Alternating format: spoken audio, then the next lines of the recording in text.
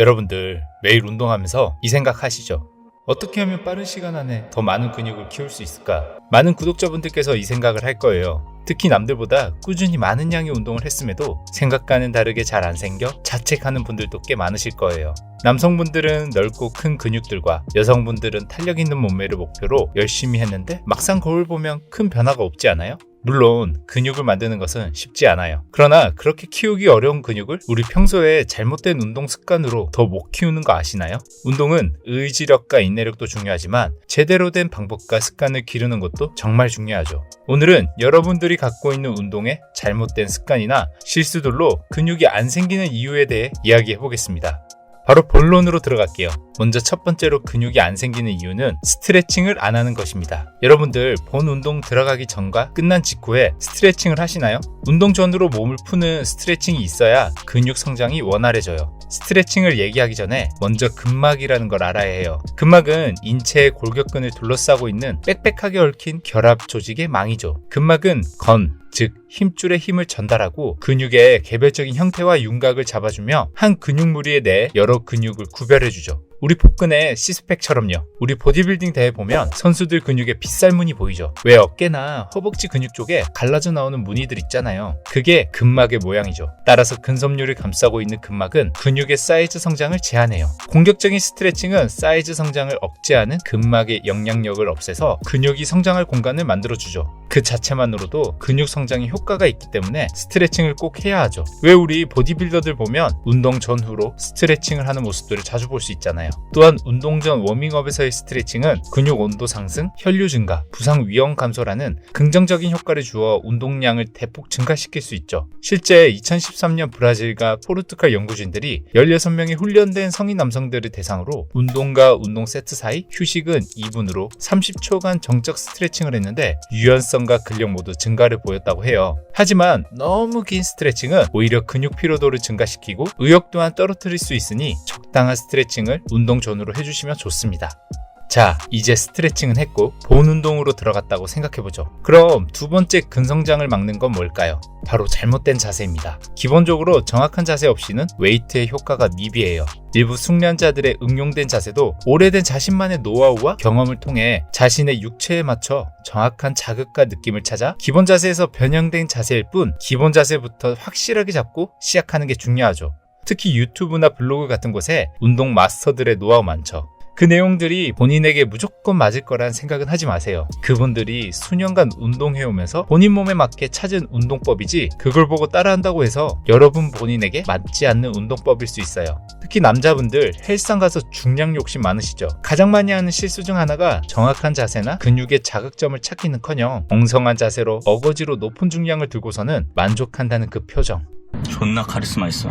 팔이나 어깨 등 어떤 운동을 해도 정확한 자세 없이 한다면 해당 부위에 집중적인 근육을 타격하기보다 분산되고 근성장은 적을 수밖에 없죠. 그렇기 때문에 정확한 자세가 중요합니다.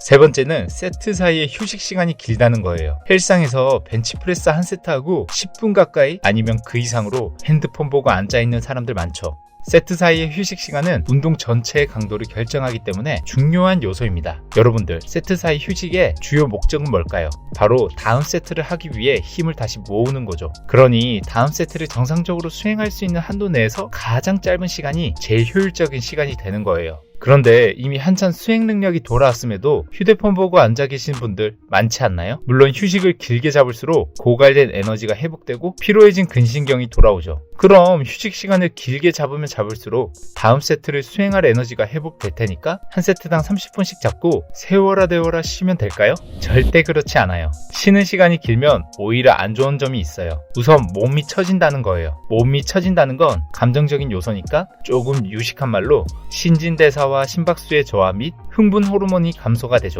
운동을 하면 신진대사가 빨라지면서 피가 빠르게 돌고 아드레날린 같은 흥분 호르몬이 사람의 기분을 흥분시키면서 힘들다는 고통에 둔감해지죠. 하지만 휴식이 길어지면 신진대사도 급격히 떨어지고 흥분 호르몬이 감소하는 대신 세로토닌 같은 진정 호르몬이 압도하게 되죠. 그러면서 고통에 매우 예민한 상태가 됩니다. 그리고 운동이 곧 힘들다고 피로함을 느끼죠. 그럼 어느 정도의 휴식 시간이 적당하고 효율적일까요? 일본의 한 체육대학 연구에선 전통 보디빌딩식 운동은 60초에서 90초 정도의 짧은 휴식 시간을 평균적으로 권장하고 있어요. 이 연구에선 이를 바탕으로 팔 운동을 저중량 20회와 짧은 휴식 시간을 가진 한 그룹과 고중량 9회와 세트 간 긴 휴식 시간을 가진 그룹을 비교했는데, 실험 결과 저중량 20회 수행과 짧은 휴식 시간을 가진 그룹이 2배 높은 근비대 결과가 나왔어요. 의외로 반대의 결과도 있다는 거 아세요? 미국 리먼 대학에서 웨이트와 휴식 시간의 상관관계를 확인하기 위해 8주간 8종목의 운동을 통해 두 그룹 실험을 진행하였는데요. 한 그룹은 1분간 휴식을, 다른 한 그룹은 3분간의 휴식을 실험 진행했어요. 이 두 그룹은 벤치프레스, 밀리터리 프레스, 스쿼트, 레그 프레스 등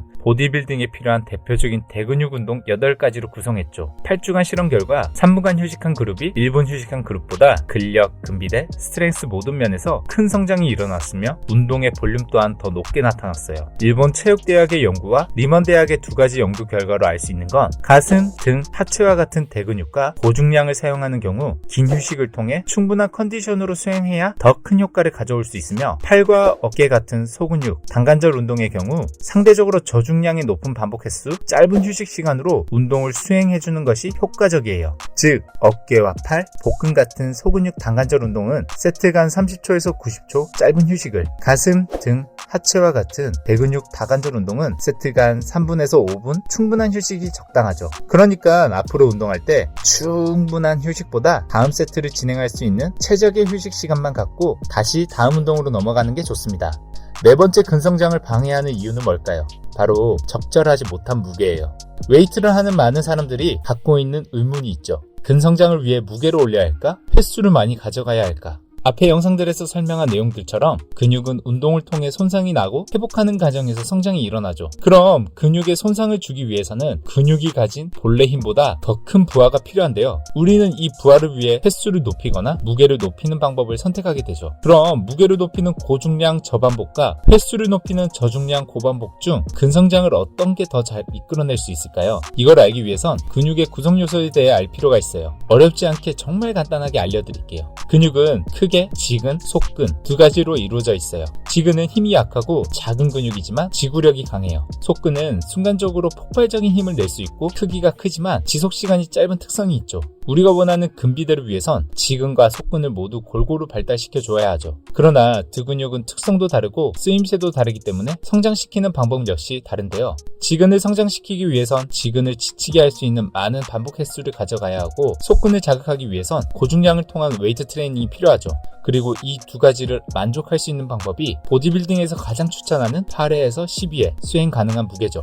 원RM 훈련 같은 경우 속근을 타깃으로 하여 무게를 올리기 위해 수행하는 것은 좋지만, 계속해서 이런 방식으로 운동하는 것은 파워리프팅에 가깝고 근비대를 위해 몸을 키우는 보디빌딩 운동과는 목적이 다르죠. 그렇기 때문에 본인만의 8회에서 12회 수행 가능한 무게를 찾아서 운동을 하는 게 좋습니다. 다섯 번째, 마지막으로 우리가 근성장을 못 만든 이유는 뭘까요? 바로 한 가지 또는 두 가지의 적은 운동 루틴만 한다는 거예요. 여러분들 부위별로 본인만의 익숙한 운동이 하나씩 있으시죠? 가령 어깨 운동에선 레터럴 레이즈만 고집하는 분들이 있고, 가슴 운동에선 벤치프레스만 고집하는 분들이 있을 거예요. 그럼 하체 운동을 한다고 가정했을 때 매일 스쿼트만 하는 것과 런지, 스쿼트, 레그 익스텐션, 파워 레그 프레스 등 여러 운동을 진행하는 것 중 과연 뭐가 더 근성장에 도움될까요?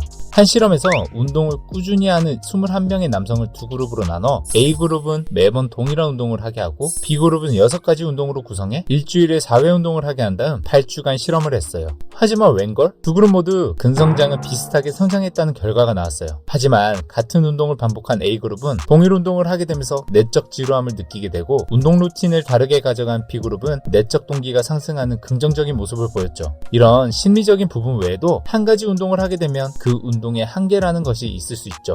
하체라는 운동에서 스쿼트를 생각해보죠. 스쿼트 자체의 주동근, 주인공은 대퇴사두근이에요. 스쿼트는 기본적으로 무릎을 펴는 운동이고, 그 기능에 특화되어 있는 대퇴사두는 뭐 말할 것도 없죠. 다만 그에 비해 대퇴직근은 조금 아쉽다는 말이죠. 대퇴직근은 골반과 무릎 아래를 잇는 다관절 근육으로 스쿼트에서 일어날 때 고관절에서 늘어나고 무릎에서는 수축하는 중심 잡는 보조 역할밖에 하질 않죠. 또 햄스트링 부위도 스쿼트에선 기대하기 힘들죠. 이처럼 스쿼트 하나만의 운동으로 하체의 다양한 부위를 채우기 어려운 사실이에요.